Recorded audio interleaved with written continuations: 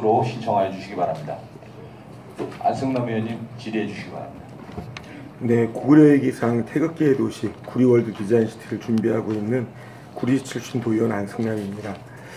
오늘 경기도 소상공인 보호 및 지원에 관한 조례안, 우리 경기도 소상공인에 대한 실효성 있는 지원의 근거를 이제 법적으로 이렇게 마련하는 조례인데, 우리 존경하는 방성환 의원님이 대표 발의하시고 이동화 의원님, 조광주 의원님, 고우환 의원님, 김보라 의원님, 김길섭 의원님, 우리 홍석우 의원님, 또 김준현 의원님, 김영환 의원님, 서영석 의원님, 우리 송환준 의원님, 많은 의원님들이 그 발의에 함께 해주셔서 너무 감사합니다. 저는 그래도 오늘 좀 이 좋은 조례를 준비하는 데 있어서 제가 그 공동 발의에 참여하지는 못했지만 그래도 좀 나름대로 생각이 있어서 좀 질문을 드리고 싶은데요.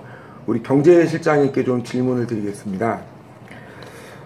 우리 경기도의 소상공인 지원하는 부분 너무 중요한데, 이번에 저희 구리시가 메르스 피해 때문에 너무나 좀 안타까운 그런 상황이 만들어졌는데, 뭐 전통시장이나 뭐 모든 소상공인들이 다 어렵고 힘든 거는 아마 다들 같은 공감하는 마음으로 알고 있습니다. 그런데 더 안타까운 것은 그 메르스 확진자가 나타나고 그 병원이 폐쇄되면서 그 병원뿐만 아니라 그 건물 전체가 갑자기 폐쇄가 됐습니다. 이제 그러다 보니까 그 나름대로 그 안에 있던 모든 소상공인들이 그 봉쇄 조치에 전부 다 한마음 한뜻으로 움직여 주셨는데요. 그리고 이제 오랜 기간 폐쇄됐다가 정상적으로 돌아오는데 많이 노력을 했습니다. 특히 우리 구리시의 공직자들 온몸으로 뛰어서 그 소독하는 작업에 나섰고, 저도 마찬가지로 들어가서 거즈로 닦고 하는 그런 일들을 진행을 했는데, 안타까운 것은 그 감염병의 예방 및 관리에 관한 법률이라든가 이 내용을 보니까 그 손실보상 대상자가 그 병원하고 건물 소유주로, 그러니까 이 건물 소유주로만 한정이 돼 있더라고요. 그래가지고 건물에 입주한 소상공인에 대해서는 어떠한 그 손실보상도 할 수 없는 걸로 되어 있습니다.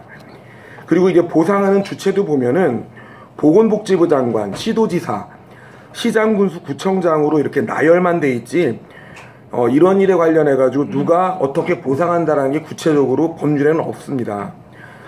실제로 건물 폐쇄 때문에 많은 분들이 힘들었지만 여기에 입주한, 건물주가 아닌 입주한 영세 소상공인들은 법률에서도 보장을 안 해주고 있고, 그리고 뭐 여러 가지 내용들을 찾아봐도 어떻게 해준다는 내용이 없어요. 한 예로 그 건물에 있던 정육점은 이 봉쇄된 기간 동안에 전력이 중단되면서 뭐 당연히 또 그 봉쇄돼 있다 보니까는 그 안에 있던 모든 그 고기들을 한 1,000만 원 넘는 그 고기들을 다 버리는 상황이 됐고, 또 기본적으로 영업할 때마다 영업이익이 있었는데 1층 문을 못 열다 보니까 장시간 영업을 못해서 땡긴 손해도 발생이 됐고, 근데 이분들에 대해서 어떠한 그 보상이라든가 손실 조치라든가 이런 것들을 제대로 해주지 않는다 그러면 이런 전염병 감염 관련해 가지고 어떤 특단의 조치가 내려질 때 과연 앞으로 소상공인들이 그걸 따를 수 있겠냐는 거죠.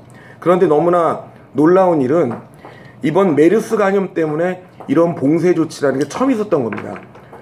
전에 다른 어떤 질병이나 이런 것 때문에 병원이나 건물이 봉쇄된 적은 없었거든요. 그래서 이번에 이런 조치가 있었기 때문에 제가 이번에 그 경기도 소상공인 보호 및 지원에 관한 이제 조례가 이렇게 준비될 때 여기에서 좀 한번 좀 차관을 잡아서 이런 어떤 중요한 사안에 대해서 접한 영세 소상공인들을 정말 직접적으로 지원하는 내용들이 이 조례안에는 들어갈 수 없는지 궁금해서 시장님께 한번 질문을 드려봅니다. 네, 존경하는 안승남 의원님 말씀에 여러 가지로 공감합니다. 기존의 법령 체계가 손실보상에 대해서 대상을 건물 소유주로 한정하고 있기 때문에 이번 카이저 병원의 사태 같은 경우에 세입하고 들어있는 영세 상인들이 제대로 보상받지 못하는 미비한 점이 있습니다. 그래서 여기에 대해서 저희가 행정부 장관한테 이미 6월 29일에 제도 개선을 건의했고, 또 복지부 장관에게도 7월 2일에 제도 개선을 건의했고, 또 정 안 되면은 법령 개정이 어렵다면은 해석을 통해서라도 해석을 통해서라도 해석해 보면 기타 그밖에 필요한 조치를 할 수 있는 데 쓰는 비용이라는 용어가 되어 있거든요. 시행령에. 그걸 통해서라도 보상받을 수 있도록 저희가 보건복지부에 질의를 해놓은 상태입니다. 우리 시에서 같이 좀 도와주고 있습니다. 저희가.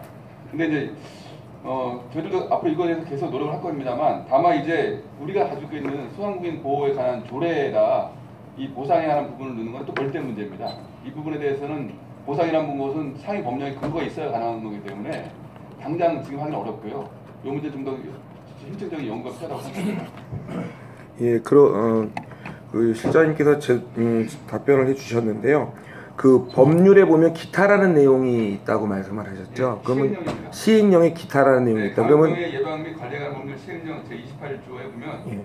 건물 소유자가 해당 건물에 대한 소독이나 그 밖에 필요한 조치를 하는 데 든 비용 이렇게 되어 있어서 저희는 이것에 대해서 좀 명확하게 우리의 상황이 여기 맞는 것인지에 대해서 보건복지부에 6월 30일 질의를 요청해 놓은 상태입니다. 예. 그리고 그 기타라는 부분은 또 그거 아닌 부분들도 좀 찾아볼 수 있는 내용이 되겠네요. 그렇습니다. 예.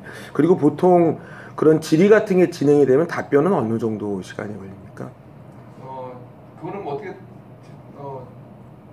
지방자치단체에서 관련된 소관중앙부처에 질의했을 때 제가 알기로는 특별한 뭐 답변을 해야 되는 그 기한은 없다고 알고 있습니다만, 이번 사태가 워낙 중요한 사태라서 아마 빨리 되지 않을까 생각합니다. 노력하겠습니다. 예.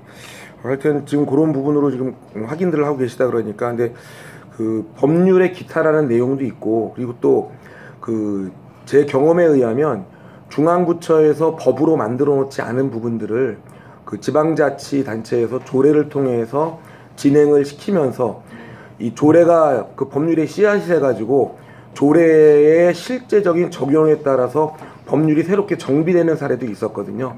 그래서 하여튼 그런 내용들을 저도 준비하면서 한번 챙겨보는데 좀 집행부와 도움을 좀 많이 주시면 감사하겠습니다. 예, 이상입니다.